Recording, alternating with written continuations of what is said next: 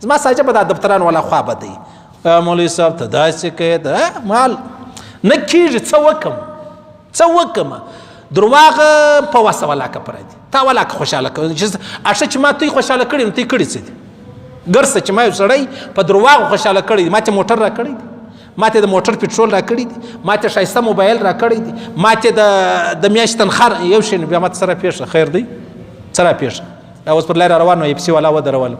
هغه پښتانه نو پښتانه خامخا بیان اوري یاره موږ ته به دعا کوي خامخا به دعا راته کوي موږ ته بیان ډېر په غور اورو بس ما دا یوه خبره ورته وکړه مال بغیر د اوداسه مه ګرځه د مرګو مې هېڅ پته نه لګېږي بغیر د اوداسه مه ګرځه الله پاک ستا حفاظت کوي الله پاک ستا د هرې خوا حفاظت کوي او خدا مکه که مرګ رالی د الله رسول داسې مرګ پر کور له شهادت بللی دی داسې مرګ پر کور له الله پاک شهادت بللی دی خو بغیر د اوداسه ګرځمه صحیح سو گئی سوالا جلا خوا به دي یا مولوي صاحب ازړیا کا گئی سوالا زه به یو پوښتنه در څه وکم ته خو نن په دفتر کې سبا به را ریټایر سي 15 کاله به دې پاتې بیا چې راسي او ستا د کور ته تللی وې کراچي لره بچیان دې بیولي وو په چټۍ کې یا اسلام آباد لره چې دلې یخ ولو کور دې بند و تاله ولو او چې ته کور ته رالې وروره د ګیس چې شو بل پروت دی په هغه کې 80000 8000 لیکلي دي نو ته چې داسې ورته وګورې زه خو دا یوه نیمه 2 میاشتې په کراچي کې وم په اسلام آباد کې وم یا کابل و کندهار له تللی وم که څوم په کندهار کې در دې ځای لا یخ دی نو دا ولې بل رالی بیا ته څه چم کوې بیا چې ستا پلار هم په دغه دفتر کې شکنځا ورته کوې که نه ورته کوې کوې یا و خوا به دی یا و موږ نن لا بده وو موږ نن لا تا خوا بده وو ورسه وګوره په دا نږدې دا 3 ورځې کې 4 بچان مور دا اوس کې مړه سو د ګیس د وجې 4-5 په دا بل کور کې دا اوس کې مړه سو صحیح سلو ته پر ما ګیس په مې پاکستان ستې د پلار دی که ستې د نیکه دی دی خوا دې په بدیږي موږ ټول سره شریکان یو په دې وطن کې موږ ټول سره شریکان یو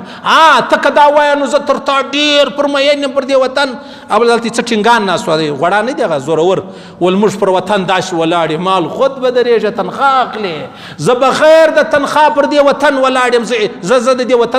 وطن ته دعا کوم تا ته تنخوا میلاویږي چې تنخوا در باندې بنده کړو بیا به سره ګورو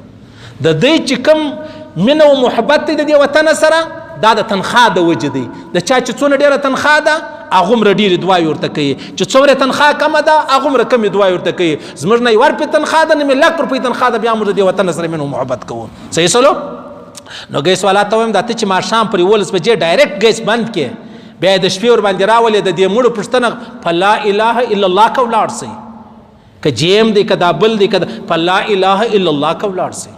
ته خیر دی ولې خورا دې نوکري ځان ته نه حلالوې دا ستا د نوکرۍ د حلالېدو دپاره ما وژنې ته نه یې په خبر چې دا خبر ګورې سړی پر فرض منځه ولاړ دی یو سړی نابینا را روان دی په سترګو نه ویني یوه زنانه ده برقه یې کړې ده یو کوچنی بچی را روان دی کډی نه ویني نو فرض منځه زه ولاړ یم زه څه چم وکړم زه به سلام ګرځوم هغه بچی به بچاوم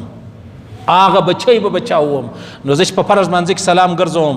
دا لمونځ پرېږدم نو ته ولې دا خپل شان نسې پرېښولی څه زورورې نوکرۍ مې دي څه زورور حلاله روزي مې ده په 15 کسانو کې یو سړی شمار کوي چې هغه خالي په خپله تنخوا ګزاره کوي د هېچ چا په تنخوا ګزاره نه کوي د ملا لا نه کېږي ملا ولې ستۍ ومړي ته خوشحاله دی ولې خوشحاله دی او ورورا اوله ورځ خو چیش دی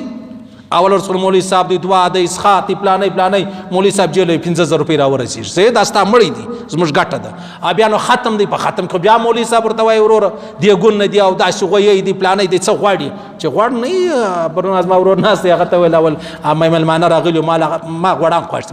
ما دا ولکه خوښ دی صحیح سلو نو بیا زموږ ته په چیش کې ګټه ده د مولوي صاحب په تنخوا ګزاره نه کېږي نو تا به د څنګه ګزاره وشي